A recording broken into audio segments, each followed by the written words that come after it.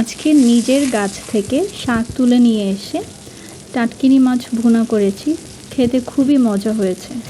আর এই তো মাছগুলো ভেজে আমি চলে এসেছি আমার বারান্দায়। এখানে আমি আলু গাছ লাগিয়েছিলাম, ওখান থেকে কিছু পাতা নিয়ে নিয়েছি। আর এখানে ছিল পুঁই শাক গাছ, এখান থেকে কিছু পাতা নিয়েছি, বেশি না, জাস্ট অল্প কিছু পাতা নিয়ে নিজের লাগানো গাছ থেকে শাক তুলে এনে সেই শাক রান্না করার মজাই আলাদা।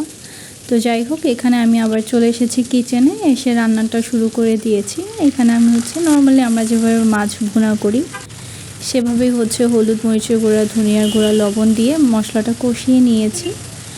মশলাটা কষানো হয়ে গেলে এরপর পানি দিয়ে দিব। আর পানিটা ফুটে আসলে আমি মাছগুলো দিয়ে 5 মিনিটের মতো রান্না করব।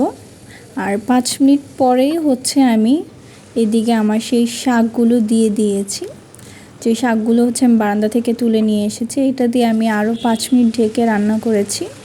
আলহামদুলিল্লাহ, খেতে খুবই মজা হয়েছিল। আর এই তো রেডি হয়ে গিয়েছে আমার টাটকিনি মাছ ভুনা, তাও আবার নিজের গাছের শাক দিয়ে।